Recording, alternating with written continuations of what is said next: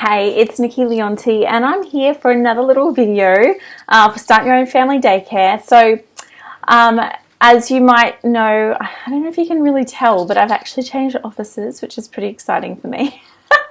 Pretty sad, but exciting. Anyway, today's episode, I really wanted to help you.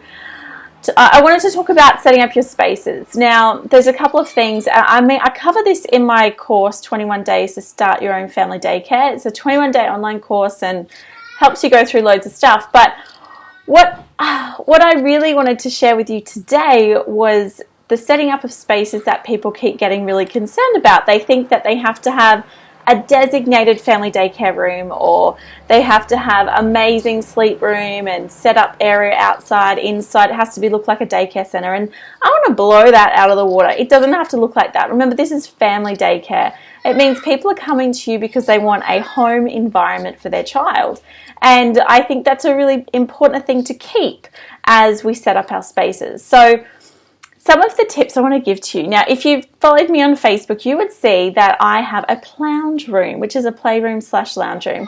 That's an awesome term that I saw on one of the groups in Facebook.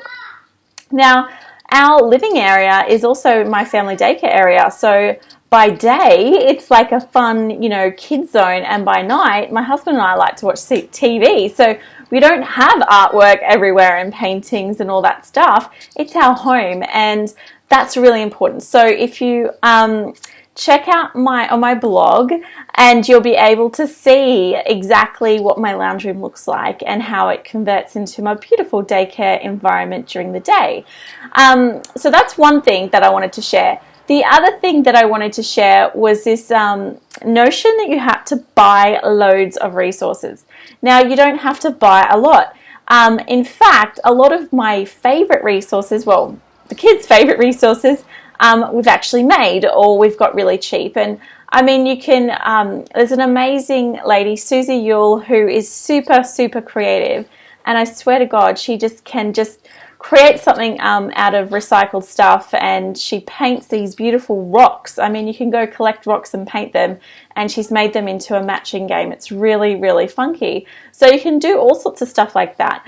One of the things, I got my husband I bought this massive piece of dowel, and I got my husband to cut them up into pieces and sand them, and we made some tapping sticks, which is such a great activity to do, and it can be great for any age. So I do show you some of my favorite songs on my blog post, so check that out. I'll put the link underneath here. So that's some really cool stuff to make.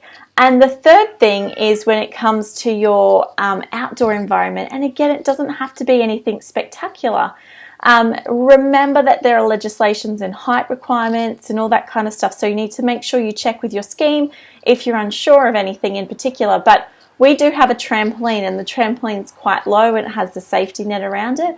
We've also got a sand pit.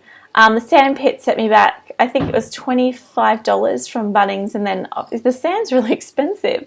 But that is a really fun activity. And then I use stuff from my kitchen, or I go to op shops to get cups and bowls and things that the kids can play with. So there's really simple stuff that you can set up outside, but it doesn't have to look like a daycare center. And that's the biggest notion that people are starting to realize as well. Since they've been following me, I think they were under the impression that I had this, daycare-like setup at my house, and I really don't have that.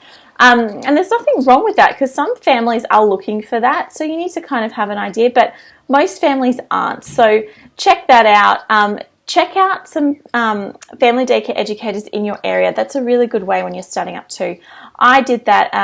A beautiful lady just down the road here let me into her home and showed me all the stuff that she does, and that was fantastic and really helped me kind of be at ease about what I was going to set up and get a lot of ideas. She is phenomenal. So, I mean, she set the bar up here, so I had like a long way to go, but at least she got me thinking about how she started as well. And don't be intimidated by others who have been doing it for a long time, because eventually you'll get to that point too. You'll get to the point where, you'll have loads of resources and, you'll know exactly what you're doing, but you don't always at the start. So don't forget, you don't have to have a designated area.